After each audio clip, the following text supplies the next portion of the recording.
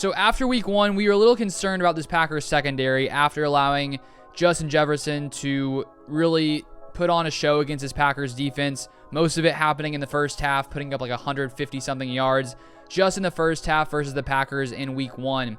And so seeing that performance, seeing the secondary really struggle versus Justin Jefferson, who's one of the best wide receivers in the NFL, I think coming into week 2, we had an expectation that hopefully they would bounce back from that poor play in week 1. Not only because they would get the problems figured out, but also because we weren't facing another talented wide receiver, one of the best wide receivers, like we were in week 1 against Justin Jefferson. So coming into week 2, Justin Fields and the Bears offense definitely not as talented overall as the Vikings offense, but still they won week 1. They were a little bit fired up, and so I was curious to see, how this Packers defense, especially in the secondary, would respond. And I think we saw them respond very, very well. And if we take a look last night at Justin Fields' stats, it is crazy that we were able to hold him to this. Justin Fields went 7 for 11, only 70 yards. I mean, to hold a QB in the NFL under 100 yards is insane. So props to the Packers secondary for really locking down the receivers, not really allowing them to throw whatsoever. 7 for 11, 70 yards, only a 43.8 passer rating. So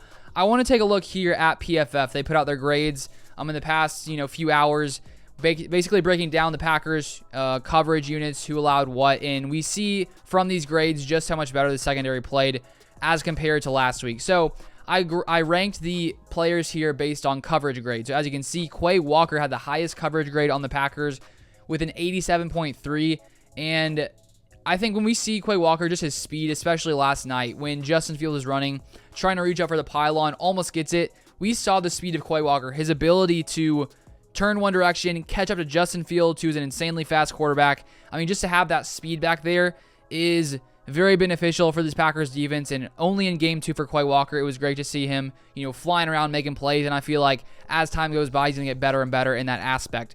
So we have Jair, who was the highest graded coverage guy for the secondary, at least, only allowing 1 reception for 30 yards. I think he was on that flea flicker, allowed a 56.3 passer rating. And then we have Rasul Douglas, also played very well. When the grades are green, it means, it's very, very, very good. Rasul Douglas only allowed, let's see here, 1 target, 1 receptions for -4 yards. I think it was that one little screen where he just flew in, made the tackle behind the line of scrimmage. Played a very great game overall.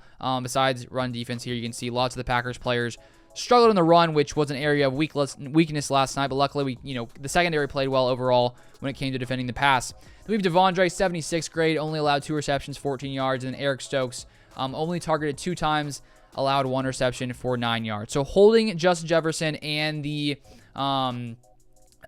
what team we play? So holding Justin Jefferson and the Bears to only 70 yards passing is incredible.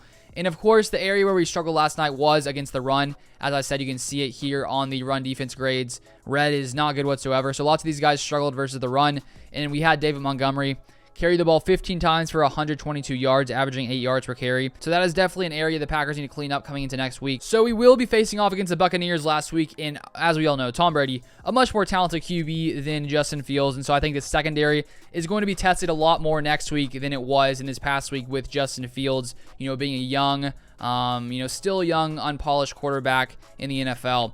And I think that too, when we look at the Buccaneers, they will be missing Mike Evans, who was suspended for a game earlier today. Came out after a altercation he had, I think with Marshawn Lattimore. He shoved him over during the game, so he won't be playing. And also this past week they were missing, I think, Julio and Godwin with an injury. I don't know if those guys will be ready, so they could be missing some of their top weapons. But still, regardless of who is out there, the Packers secondary is going to really show what they have against another talented quarterback. So I'm curious to see if the Packers defense can keep it up. Hopefully they can clean up the run defense. Also lots of missed tackles. If you look here, total missed tackles, 10 missed tackles, but to only hold a team to 10 points overall, to allow the Bears to only convert 1 third down, 1 of 7, great on third down. The Packers also held up nice on the goal line, and I think to have a defense show you that in crucial moments when they need to come in and make a play, the Packers made consistent plays, holding the Bears on the goal line when the game was on the line, because if the Bears would have scored at that time, it would have been 24-17 with 5 or so minutes left. The game would have been a lot closer. So the defense really saved that game,